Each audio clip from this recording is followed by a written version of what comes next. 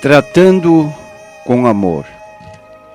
1 João 4, versículo 7, está escrito: Amados, amemo-nos uns aos outros, porque o amor é de Deus. E qualquer que ama é nascido de Deus e conhece a Deus. Estas palavras do apóstolo João nos incentivam no sentido do tratamento que devemos dispensar a outras pessoas, porque há dois preceitos fundamentais. Um deles é amar a Deus sobre todas as coisas, e o segundo, amar o próximo como a nós próprios. E quando nos tornamos cristãos, entendemos que passamos a viver numa condição diferente daquela que vivíamos, e às vezes ocorre conosco o que ocorria com o povo judeu, acerca do qual o apóstolo Paulo dizia que eles tinham zelo, e completava ele, zelo sem entendimento. Quando uma pessoa manifesta zelo, mas zelo sem entendimento, ele se torna fanático. E o fanático é um crítico que vê defeitos em todos. Ele é a única exclusão. Eu não, mas os demais não são realmente sinceros. Foi o que disse o apóstolo Paulo aos Romanos no capítulo 10, versículo 1 em diante. Irmãos, o bom desejo do meu coração e a oração a Deus por Israel é para a sua salvação, porque lhes dou testemunho de que têm zelo de Deus, mas não com entendimento. Aí está um povo que sempre se caracterizou pelo zelo para com as coisas de Deus. Mas, à medida que os anos se seguiram, o povo israelita se tornou um povo tradicional, ostentando uma religião aparente, e paralelamente demonstrando uma segregação, porque se julgavam melhores do que os demais. Então, para nós não agirmos de forma hipócrita, devemos sempre ter presente quem você era antes de se tornar um crente,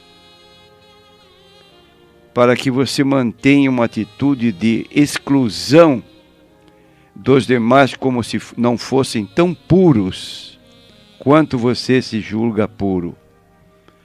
Por exemplo, se nós abrirmos o Salmo 40 e versículo 1, o escritor confessa com muita honestidade sua forma de viver antes de conhecer a Deus. Ele diz: esperei com paciência no Senhor, e Ele se inclinou para mim e ouviu meu clamor.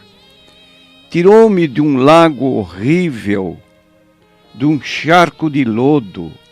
Olha o estado em que se achava o escritor que escreve o Salmo 40, Salmo de Davi. Ele se inclinou para mim quando viu o meu clamor e tirou-me de um lago horrível, de um charco de lodo.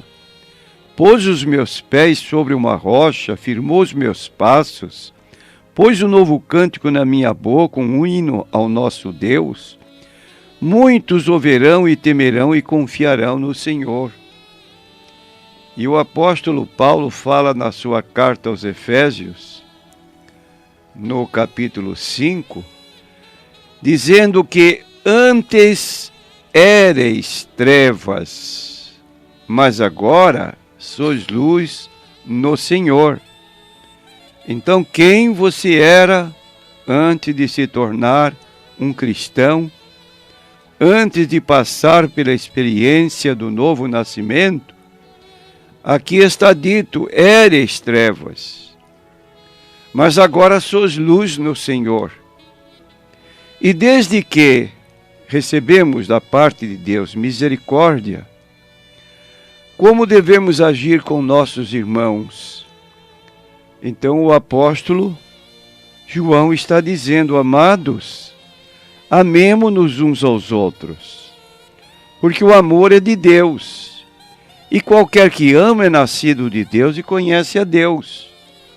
Ora, se é para amar-nos mutuamente, o que fazer quando encontramos ao nosso redor um irmão mais fraco, que está às vezes começando a sua vida cristã, sem muito conhecimento das coisas de Deus, tem muita boa vontade, mas é pessoa que ainda precisa de tolerância?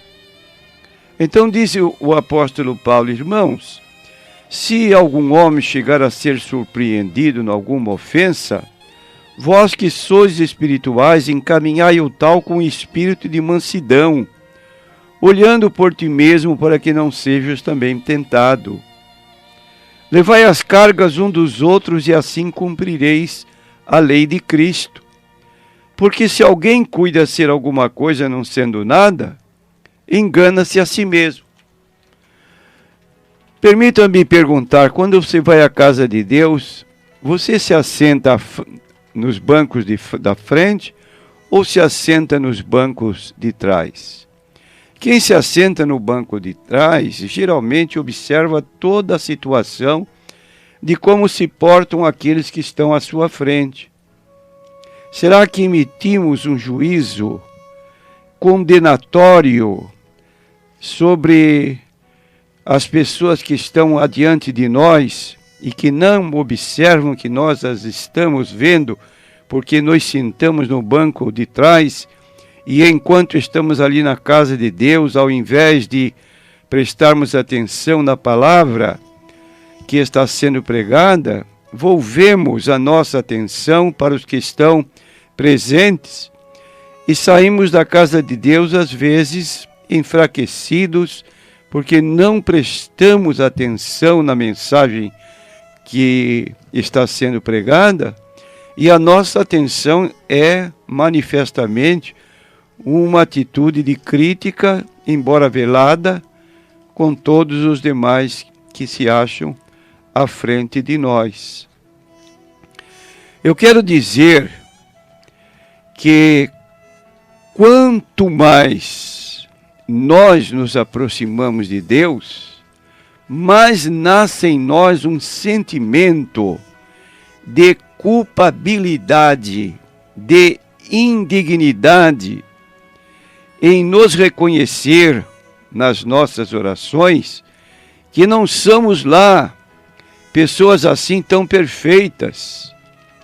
Então você encontra na vida do apóstolo Paulo 3 vezes fazendo declarações acerca de si mesmo diante de Deus.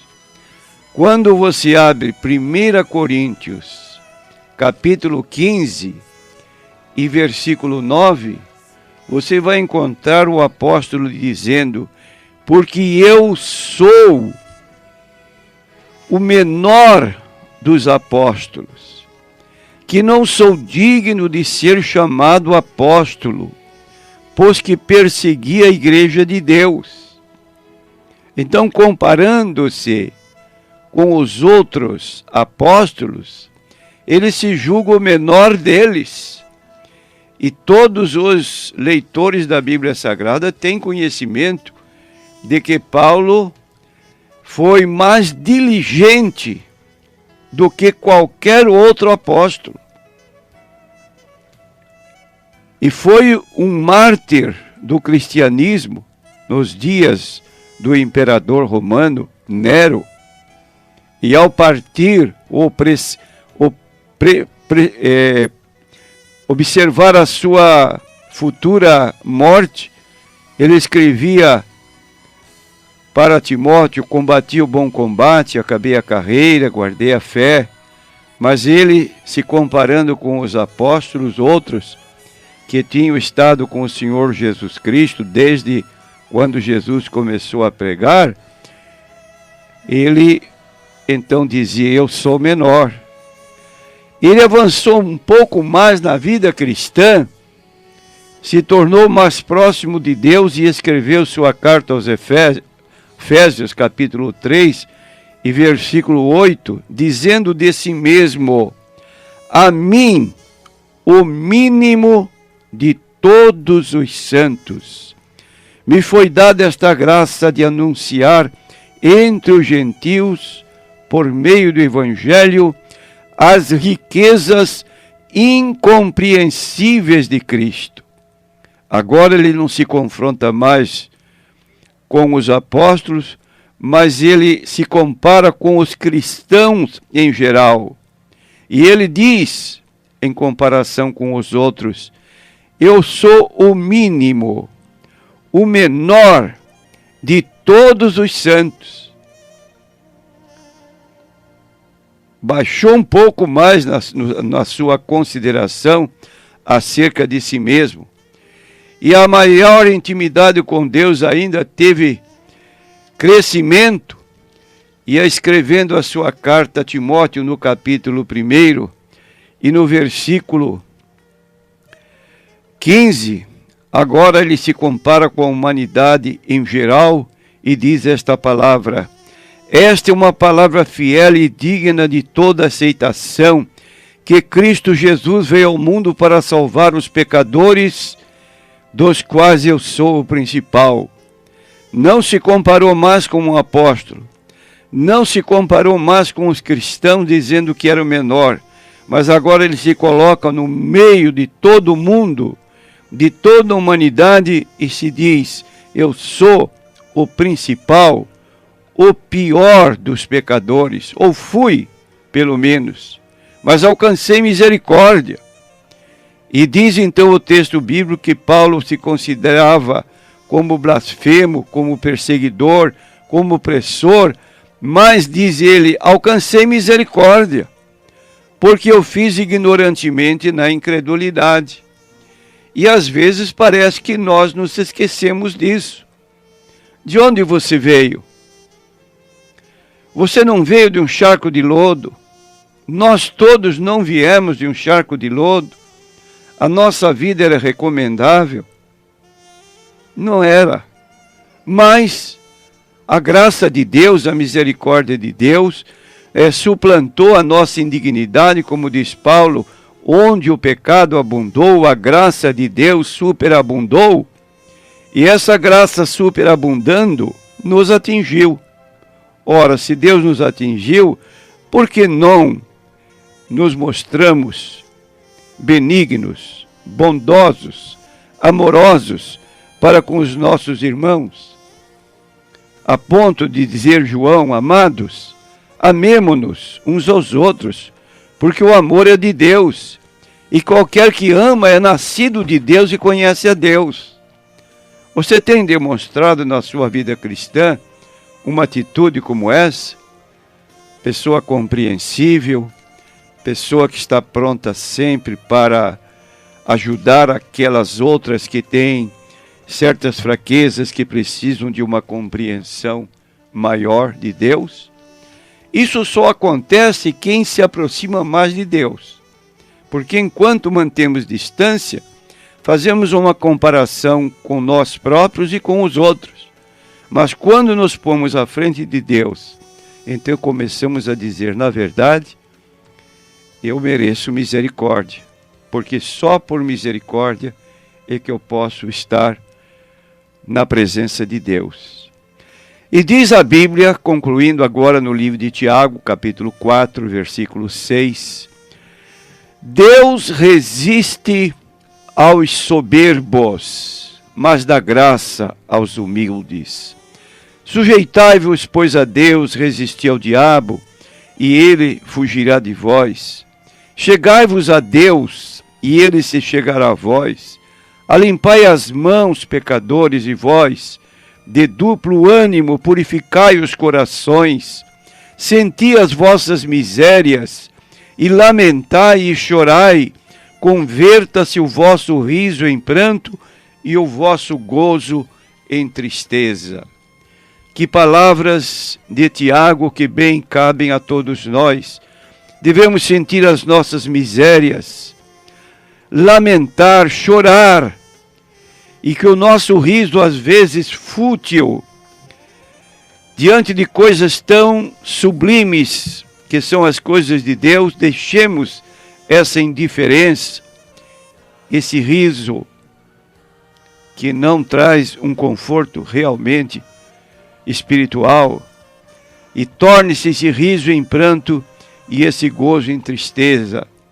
Quando Jesus entrou na cidade de Jerusalém, enquanto o povo ovacionava, enquanto o povo cantava, hosanas, bendito o Rei que vem em nome do Senhor, Jesus chorava sobre a cidade de Jerusalém. Ó Jerusalém, Jerusalém que matas os profetas e apedrejas os que te são enviados, quantas vezes eu quis ajuntar teus filhinhos, como a galinha junta seus pintinhos debaixo de suas asas, mas tu não quiseste.